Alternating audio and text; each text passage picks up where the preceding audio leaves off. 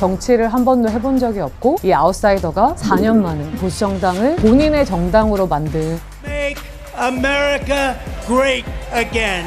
어떻게 장악하게 되었나를 생각을 해보면 네, 안녕하십니까. 여기는 워싱턴 한복판에 자리 잡은 SBS 워싱턴 지국입니다. 여기는 DC, 저는 남승모고요. 특별한 초대 손님을 오늘은 모셨습니다. 명문 프리스턴 대학교에서 미국인 학생들을 상대로 미국 정치를 가르치는 한국인 정치학자 유혜영 교수 모셨습니다. 안녕하십니까. 안녕하세요. 네, 반갑습니다. 아직 2월밖에 안 됐는데 트럼프 전 대통령이 사실상 공화당 후보로 굳어져가는 모습인데 지금까지 경선 상황 좀 어떻게 보세요? 뭐 디산티스라든지 니키 헤일리 이런 다양한 후보들이 있었잖아요. 그래서 저희는 경쟁이 조금 오래 가지 않을까 했는데 공화당 이제 경선이 굉장히 싱겁게 트럼프 대통령의 거의 승리로 끝나는 분위기여서 2020년이랑 똑같은 후보 2명을 놓고 우리가 뽑는구나. 그래서 뭐 실망감? 2020년 경선 생각하시면 굉장히 열기가 뜨거웠잖아요. 다이내믹한 즐거움 이런 거는 이제 없어지고 이제 이미 뭐 본선 모드로 들어간 그런 상황인 것 같습니다. 어떻게 보십니까? 그 트럼프가 다시 또 공화당을 어떻게 보면 장악을 했는데 그 비결, 배경. 네, 2016년에 이제 트럼프 전 대통령이 처음 후보로 나올 때 기억하실지 모르겠지만 그 뉴욕에 있는 트럼프 타워에 있는 그 금으로 된 엘리베이터를 이제 타고 내려오면서 후보 등록을 시작했는데 2016년 선거만 해도 트럼프는 정치를 한 번도 해본 적이 없고 TV 프로그램을 통해서 잘 알려지긴 했지만 아웃사이더였고 2016년 이제 경선을 하면서 그 전에는 트럼프가 후보가 될 거라고 생각한 사람들은 거의 없었어요. 대통령이 되면서 점점 이제 아웃사이더라기보다는 공화당의 브랜드, 공화당의 특징을 완전히 바꾸면서 현재의 공화당을 트럼프의 정당으로 만드는 그런 이제 과정을 거쳤거든요. 근데 이걸 생각해보면 굉장히 놀라운 거죠. 정치 경험이 전혀 없는 이 아웃사이더가 4년 만에 그리고 이 짧은 시간 안에 거대한 보수 정당을 본인의 정당으로 만든 그 과정들을 보면 뭐 본인의 카리스마, 그 다음에 이제 공화당에서의 공화당 유권자들의 변화 이런 것들을 굉장히 잘 잡아낸 전략적으로도 그런 것들을 볼 수 있을 것 같아요. 제가 처음 유학 왔을 때만 해도 공화당의 이미지는 어떤 거였냐면 뭐 부자들의 정당 이런 것들이 있었거든요. 전통적으로 이제 민주당은 루즈벨트 대통령 이제 뉴딜을 거치면서 노동자들의 정당 이제 워킹 클래스라고 하는데 그런 블루 칼라를 대변하는 게 뭐 민주당. 그다음에 부자 혹은 교육을 많이 받은 사람들을 대표하는 게 공화당 이런 인식이 있었어요. 그리고 실제로 저희가 20세기의 투표를 보면은 노동자층, 서민 같은 경우는 민주당을 찍는 성향이 강하고 소득이 높아질수록 공화당을 찍는 그런 경향이 있었는데 사실 이게 1990년대를 지나면서 서서히 변화하고 있긴 했거든요. 1990년대에 어떤 일이 있었냐? 세계화가 굉장히 가속화가 됐고 미국 같은 경우는 이제 북미 이제 무역 협정이라고 하죠. 저희가 납타라고 부르는데 납타가 시작이 되면서 이 서민층 그러니까 워킹 클래스 블루 칼라들이 이제 일자리를 잃거나 이런 것들이 이제 시작이 됐고 그러면서 이제 2000년에 중국이 자유무역을 하고 세계무역기구 이제 멤버가 되면서 중국산 제품이 미국에도 굉장히 많이 들어왔거든요. 그래서 미국에서 이런 이제 블루칼라 노동자들이 중국산과 경쟁을 해야 되는데 뭐 가격 경쟁 이런 것들이 안 되니까 일자리가 정말 많이 사라졌어요. 그러면서 이 사람들이 삶이 어려워지고 팍팍해진 상황에서 우리를 대변해야 되는 서민의 정당 민주당이 이런 역할들을 제대로 하지 못하고 이 사람들의 목소리를 대변하지 못하는 상황이었거든요. 그래서 2000년 선거 조지 W 부시 대통령과 엘 고어 전 부통령이 그 붙었던 그 선거 때부터 이제 미국에서 특히 백인 블루칼라 노동자들의 표가 처음으로 민주당보다는 공화당에 많이 가게 된 거죠. 그래서 2000년부터 이런 변화가 시작이 되었는데 공화당 내에서 이제 대선 후보가 된 후보들 중에서 누구도 트럼프만큼 적극적으로 이 백인 블루칼라 노동자들의 목소리를 대변하거나 이 사람들에게 우리가 주목해야 한다라고 하지 않았어요. 그런데 트럼프가 나타나서 사실 중국이 우리에게 이익을 얻고 있는데 우리는 아무 소리 못한다. 혹은 현재의 세계화는 백인 노동자들에게 저는 도움이 안 된다. 미국에게 도움이 안 된다라는 지금까지 공화당 후보들이 하지 않았던 그런 이야기들을 하면서 엄청난 지지를 이끌어내게 된 거죠.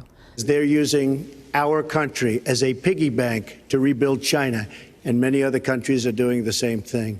So we're losing our good job. 그래서 백인 블루칼라 노동자들이 공화당으로 서서히 넘어가던 그런 추세가 있었는데 트럼프 후보가 나오면서 그 추세를 정말 가속화했고 이제는 미국에서 트럼프 대통령의 가장 열렬한 지지층은 백인 블루칼라 노동자들이거든요. 트럼프 후보 본인만 공화당 밖에서 굴러 들어온 돌이 아니라 본인의 핵심 지지층, 팬덤이라고 할 수 있는 그 사람들조차도 어떻게 보면 원래 공화당 지지층은 아니었던 거군요. 네, 그렇습니다. 그래서 뭐 저희가 경합주에 가서 이제 트럼프를 지지한 블루칼라 노동자들 그런 사람들 인터뷰하는 걸 보면 2008년 선거에서 누구 찍으셨어요? 하면 오바마. 2012년 선거에서 누구 찍으셨어요? 하면 오바마인데 2016년부터 트럼프를 찍었다고 하는 사람들이 굉장히 많아요. 그리고 우리 집안은 대대로 노동자 집안이고 우리 아버지는 뭐 노조위원장이었고 이런 사람들. 그래서 우리는 전통적으로 민주당 뭐 지지했던 집이지만 민주당이 부자들의 정당, 많이 배운 사람들의 정당 이런 식으로 갔기 때문에 더 이상 우리를 뭐 대변하지 않기 때문에 이제 바뀌었다. 우리는 뭐 트럼프 후보를 지지한다. 이런 얘기를 하는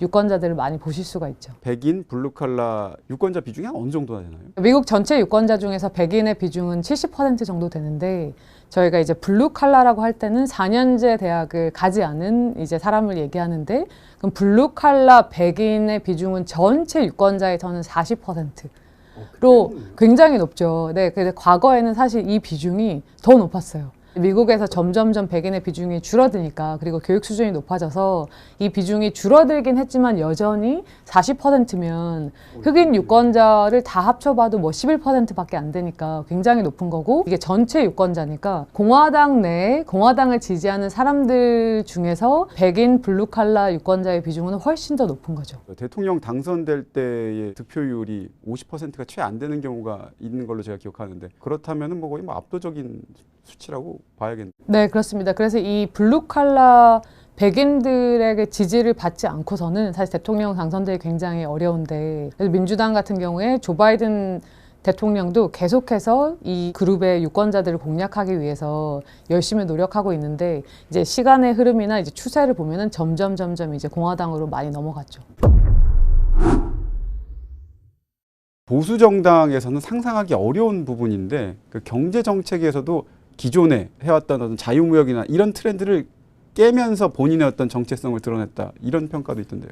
네, 맞습니다. 이제 트럼프 대통령의 정책을 보면 기존의 공화당이 지켜왔던 가치와 부합하는 것도 있어요. 뭐 예를 들어서 부자 뭐 세금 감면 이런 것들은 기존의 공화당이 해왔던 거고 반대로 이제 기존의 공화당 문법에 전혀 맞지 않는 정책들. 그래서 기존의 공화당은 세계화를 지지를 하고 자유무역을 이제 지지하는 정당이었는데 트럼프 대통령이 거의 100년 만에 공화당 대선 후보로서는 처음으로 자유무역을 반대하는 후보였던 거죠. But I believe more in smart trade. We're going to make great deals with other countries. We're going to bring jobs back. We're going to bring jobs back. I'm not running to be president of the world. I'm running to be president of the United States of America. 이것도 굉장히 재미있는 게 90년대부터 세계화가 가속화되면서 미국에서 세계화가 사실 뭐 장점도 많지만 그 세계화로부터 피해를 받는 사람들도 있잖아요. 아, 드디어 우리의 어떤 생활, 우리의 목소리에 귀를 기울이는 후보를 이제 우리가 만났구나 이런 게 있었던 거죠. 굉장히 기행에 가까운 발언들을 많이 하잖아요. 언론하고 직접 싸우는 이런 것들이 많은데 오히려 그게 적대적 공생관계라는 얘기가 나올 정도로 CNN만 해도 트럼프가 나오냐 안 나오냐에 따라서 트럼프 시절에 훨씬 더 시청률이 좋았다 이런 얘기가 있거든요. 그렇죠. 이제 트럼프 대통령이 어떻게 해서 이 미국 정치를 정말 장악하게 되었나를 생각을 해보면 언론이 굉장히 중요한 역할을 한 것 같아요. 제가 봤을 때는 트럼프에게 굉장히 사실 행운이었다고 보는데 기억하실지 모르겠지만 트럼프 대통령이 트위터를 하던 시절에 트위터 하나 올릴 때마다 그게 뉴스가 되고 보통 사람은 모든 글을 대문자로 쓰지 않잖아요. 미국에서 보면 정말 강조를 할 때만 대문자로 쓰는데 트럼프 대통령은 모든 이제 알파벳을 대문자로 쓰면서 기존의 어떤 대선 후보 혹은 대통령이 된 사람들의 어떤 언론을 대하는 태도나 연설 뭐 이런 것들이 기존의 문법과는 너무 달랐기 때문에 처음에는 기자들이 너무 신기했던 거죠. 그래서 기사를 많이 쓰고 주목을 했는데 나중에 이제 기자들이 얘기하는 걸 보면은 우리가 사실 너무 많은 지면을 할애를 했고 사실 쓰지 않았어도 되는 것들을 너무 많이 트럼프에 대해서 기사를 쓰면서 오히려 트럼프는 돈을 하나도 쓰지 않고 캠페인, 광고 효과까지 누렸다. 트럼프는 정말 뉴스워디하다는 표현이 있을 정도로 뉴스를 많이 만들어내긴 했죠. 미국에도 이렇게 어떤 특정 개인에 대한 팬덤 정치나 이런 게 전에도 있었던 건가요? 제가 봤을 때는 이제 팬덤 정치라고 할 만한 것들이 미국 정치에서는 오바마 대통령 때 사실 처음 등장한 것 같아요. 그래서 정말 새로운 형태의 정치인에 대한 사람들의 갈망, 오바마 대통령이 가졌던 뭐 굉장히 이제 특이한 이력, 그리고 뭐 이 개인적인 스토리 이런 것들에 열광을 했던 게 있었는데 공화당 쪽 정치인 중에서는 거의 제가 봤을 때는 뭐 근래에는 보기 드물게 트럼프 대통령이 오바마 대통령을 열광적으로 지지했던 그 팬들처럼 트럼프 대통령을 열광적으로 지지하는 팬층을 가지고 있는 것 같아요. 이제 미국 정치에 사실 팬덤 정치가 흔한 일은 아닌데 그런 면에서 트럼프 대통령은 정말 본인을 정말 사랑한다고 얘기하는 우리가 트럼프 대통령을 지켜줘야 된다고 하는 그런 유권자들이 있거든요. 그런 면에서는 사실 공화당 내에서의 정말 오랜만에 팬덤 정치를 만들어낸 그런 이제 장본인이기도 하죠. I would take a bullet for him if I had to. 2,000 years ago, Jesus returned to Jerusalem, and here's Donald Trump returning to his home. Now is my president. Now, tomorrow, and forever. And I defend him. 유세 장에 가보면 당장 다르다면서요? 첫 번째, 너무 재밌다.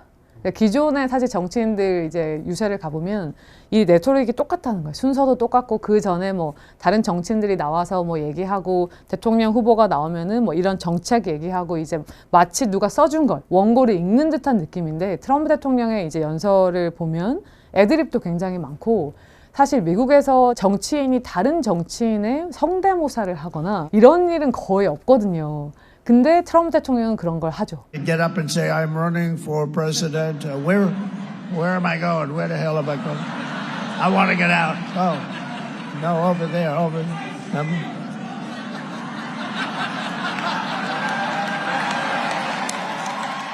물론 이제 굉장히 뭐 인종차별적인 발언이나 뭐 성차별 발언 같은 걸 해서 문제가 되긴 하지만 트럼프 지지자들이 볼 때는 너무너무 재미있고 그 다음에 자기들의 언어를 쓴다는 거예요. 사실 다른 정치인들의 연설을 들으면 정책을 굉장히 어렵게 설명을 하는데 트럼프 대통령의 연설을 보면 굉장히 쉽거든요.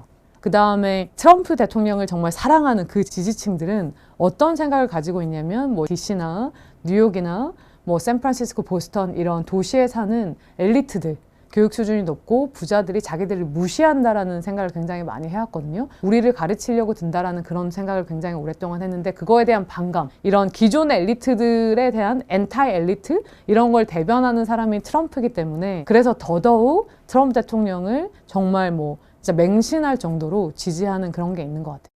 역설적인 게 사실 그 사람만큼 뉴욕에서 자라고 부동산 갑부집에서 자라고 교육도 자기가 유펜 나왔다고 그렇게 자랑하고 엘리트로 따지면 그 사람만한 엘리트가 없는데 네. 굉장히 재미있는 사실을 지적해 주셨는데요. 트럼프 대통령의 이제 배경을 보면 엘리트 중에 엘리트인데 유권자들에게 물어보면 트럼프 대통령을 엘리트라고 인식하지 않아요.